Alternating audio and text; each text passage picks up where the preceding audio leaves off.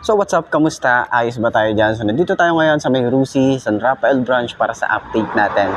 Kung meron akong pera at meron akong budget para bumili ng motorcycle, ano yung pipiliin ko? Itong scooter type or ADV style na itong Rusi Adventure X 150i o itong Rusi Plus 150X. Alin nga bang pipiliin ko kapag meron akong budget at ano yung gusto natin, yung manual o scooter? So sa tingin nyo, so umpisa na nga natin yung walk around para dito at yung comparison video at para matulungan ko na rin kayo kung ano nga ba yung babagay na motorcycle at kung ano yung trip nyo. So umpisa na natin yan. Ayos na ayos yan. You gotta take control, life's too short. Get out of your head, make a better life instead. You gotta give it all your best. So put your hands up to the sky and live your best life, alright. Don't just let it go by, just try, oh my. Got only one life, got only this time. We gonna get it right. You gotta let go of those who don't belong in your tribe. So cut the bad out of your life. Yeah, do it one time, one time.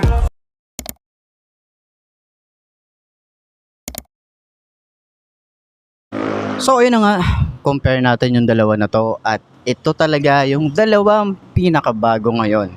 No, bukod yun dun sa Sparkle 150i na naka 4 bulb din. Ang ingay yan, naka 4 bulb din and alam natin na may ibubugaran yung specs noon, okay? Naka ano rin yun, water cooled, tapos naka 4 bulbs, 'di ba? So, alin yung trip nyo rito sa dalawang to? Itong manual clutch or itong scooter ADV style ni Rusi? Yan, ikutin natin. Alam ko naman, meron na tayo ritong separate walk around. So, check nyo na lang din siguro yun kung hindi pa kayo satisfied dito sa video na to. Kung gusto nyo talaga ng talagang walk around na iniisa-isa natin yung parts ng motorcycle. Pero ayan, syempre si Plush is naka ano na rin to, halos lahat ng ilaw niya ay naka LED na rin, signal light is tail light niya, 'di ba? Naka LED na rin. Tapos sa forma din nitong si Adventure X, masasabi natin talaga napaka-brusco, 'di ba? Kung ito medyo matapang pa parang Falcon yung kanyang datingan or ibon na galit. Ito meron tong ibubuga rin si Adventure X. Malaki din yung kanyang headlight, is naka-projected valve na rin siya, dalawa na malaki, and then yung tail light niya is naka-LED na rin tayo dito. Ayan. So, mga nagustuhan ko dito yung forma. Tapos, adjustable yung kanyang windshield. Okay, ni ADV. Ayan, mas madali siyang, hugutin dito. Ayan, hinuhugot lang siya. Inihila lang siyang ganyan. Okay. So, signal light niya nandito sa part na to. Sa taas, flexible, and rubber boots, telescopic fork, naka-single disc brake. Ayan. So, ito naman ay naka-combi brake. Compare dito kay Adventure ay kay Plush 150X na hindi siya naka-combi brake or hindi rin siya naka-ABS type. Okay? Pero ang ganda ng mugs nila parehas. Maganda yung mugs na ito, 'di ba? And then maganda rin yung mugs dito. Ayan, 'di ba? Ang ganda ng mugs nila parehas. So, ito ay naka-radiator or naka-liquid cooled na rin itong si Plush 150X. Siyempre, itong si ADV is naka liquid cooled na rin tayo rito. Kung gusto niyo ng mga adventure scooter, itong piliin nyo, no? Sa presyo niya, malalaman niyo naman yan. Tapos yung kanyang comfort na paa, 'di ba? Malawak din, and then binigay na ni Rusi yung ganitong style na metal yung kanyang footboard, 'di ba? Mataas or malaki na gas tank, and then naka naked handlebar. Maganda yung mga switches. Tapos para siyang naka TFT display. Meron din tayong USB charging port dito. Maganda yung ignition. Meron din tayong side pocket, malalim. Ayan. So, ganda ganda rin ng kanyang compartment. Malaki, maluwag talaga. Kasya yung kanyang full face helmet. Okay. Ganda ng kanyang foot pegs. Yan Sa taillight is unique style din, ang laki din, 'di ba? So, naka dual shock and then naka disc brake dito sa likod at naka single pot caliper na maporma yung ating tambucho. Ayan, ang linis lang din talagang tingnan dito sa ilalim niya. Yan. So, dito naman, wala rin siyang kickstart dito. Same lang din kay Flash. Walang kickstart. Okay, so monitor natin palagi yung ating battery para at least kung hindi tayo iwas aberya tayo kapag hindi natin na-monitor yung battery. So, yun yung palagi nating i-monitor. Okay? So, additional sana rito kay Adventure X is yung side stand kill switch. Sana din dito meron din. Same dun sa sinabi ko last time sa video na to. So, ito, naka 6 speed na. Syempre, ito, naka CVT yung ADB X150i. Diba? So, ayan, komportable yung upuan, malapad, maganda yung kanyang foam, maganda yung kanyang leather.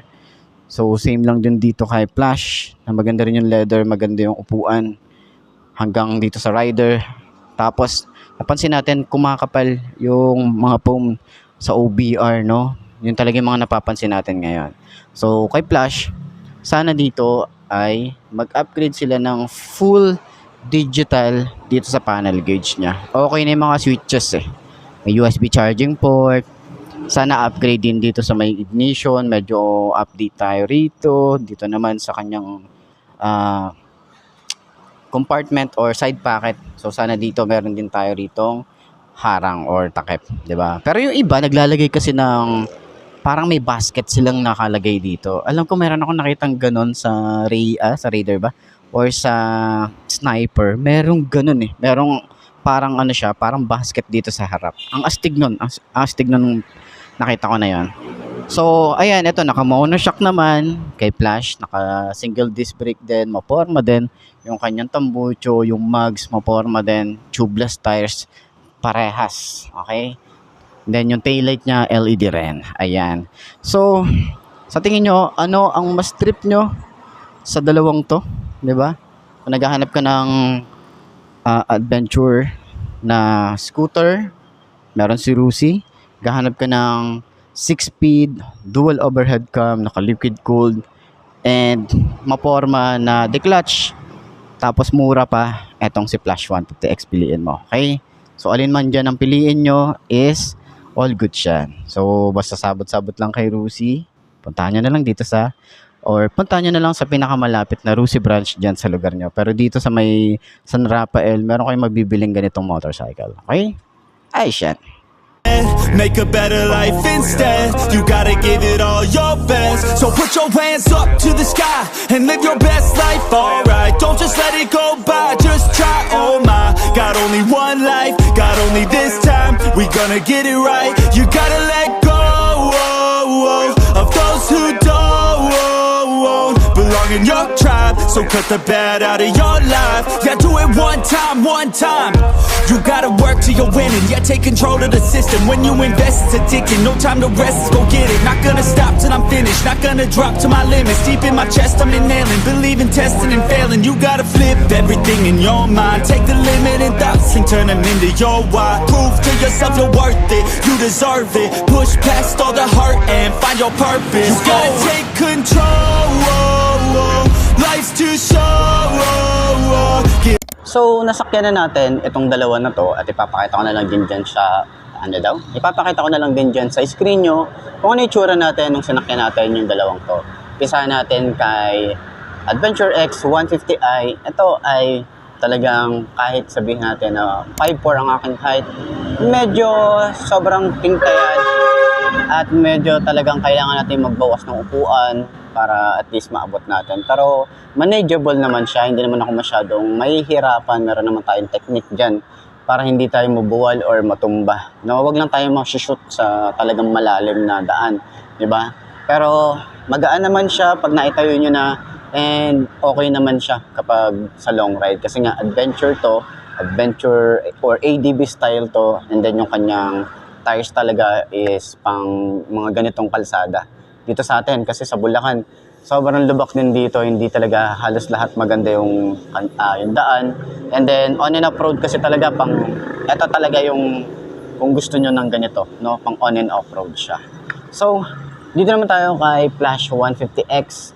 Ito isa sa mga nagustuhan ko rito kasi abot na abot natin para sa 5'4", 5'4" na tumaas. 5'2" na kagaya ko, and then magaan yung motor, mabilis, talagang sobrang pogi niya tong motorcycle na to. Sa looks niya talagang mapapalingon ka, 'di ba? Merong ipambato eh. May ibubuga ang isang to, 'di ba? Pagdating sa looks, specs, tsaka sa price, 'di ba? Alam niyo naman 'yan.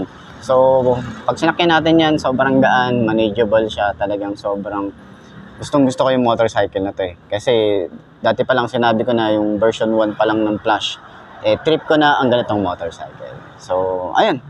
Patingin nyo, alin yung mas trip nyo sa dalawa na to, itong scooter type, ADB style, o itong manual, okay, na declutch. Okay?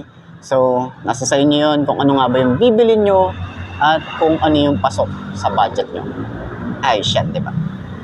Ang presyo ng Rusi Flash 150X ay nagkakahalaga ng 75,000 at yung kanyang down payment ay 4,000 lang.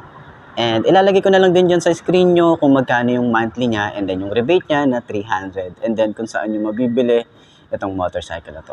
So sa tingin nyo, sulit ba ang presyo niya?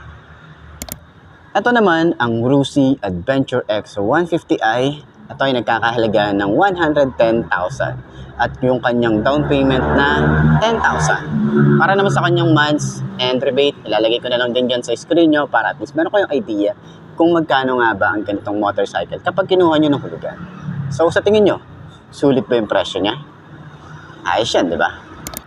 So yun nga mga best, no? Ito na ba ang motor na babagay sa'yo? Kung ito na nga ay markahan mo na at mag-subscribe ka na sa aking YouTube channel, i-click mo na rin yung notification bell para updated ka sa lahat ng videos na upload natin. Dito araw-araw, so lagi nyo tatandaan, wala sa brand ng motor ang itatagal niyan. Kundi na sa pag-aalaga mo yan, tatagal yan, ayos na ayos yan. So kita-kita na lang ulit tayo bukas. I'm Mark D. Ciao. Maraming salamat sa inyo.